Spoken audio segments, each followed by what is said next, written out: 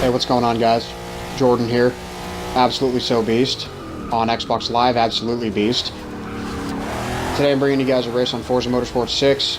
Yet again, I'm driving my McLaren M8B. This is mainly the only car I drive. There are a few tracks where I should be using a different car, and actually this track is one of them.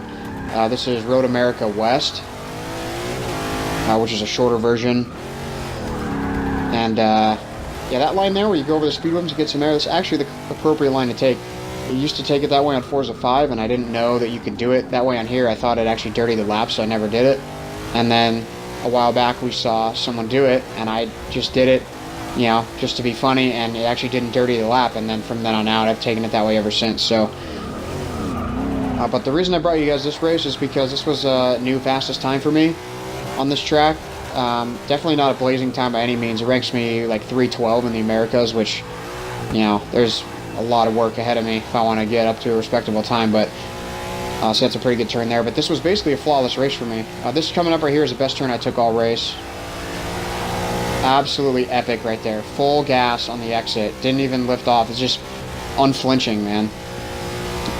And that's one of the things about racing. You know, you feel like when you go as fast as you can, or when you get a new time, you feel like you literally could not go any faster. You think to yourself, there's no way I could push that car any harder. There's no way I could brake any later. There's no way I could gas any earlier on the exit. There's just no way. And when you race a lot, you say that all the time. Every time you get a fastest time, you go, man, I cannot go any faster than that. And you always can. Always. It's just practice. And it's just... That's a pretty good turn right there, too.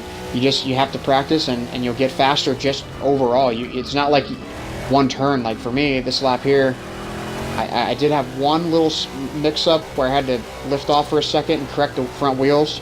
So I did lose a couple of tenths there, I'm sure. But other than that, it was basically about as good as I can get. As good as I've ever run around here. And obviously, you know, in a couple weeks, I'll get a faster time. Now this time here, I tried something different, and I definitely shouldn't have. I tried to brake, which I normally don't do right there. Normally I just lift off and just go for it, and then you lift off for a certain amount of time and get right back on the gas. But I was trying to see if I could brake and maybe, you know, get off, stay on the gas longer, get back on the gas earlier, but didn't work out. And so, you know, I'd been getting hit off the last couple races, and so it's really frustrating for me. And so this time I actually started in first place right off the line, and I just blew away, and I never looked back. And you get some full wheel air there. So this was a fun race for me. You know, it's fun to do this every once in a while. Like I've said before, it's not fun to do this every race. You know, it's more fun to race with people. That's a perfect line there too, man. It doesn't get much better than that right there. This braking here is way messed up. Look at that, I'm all over the place.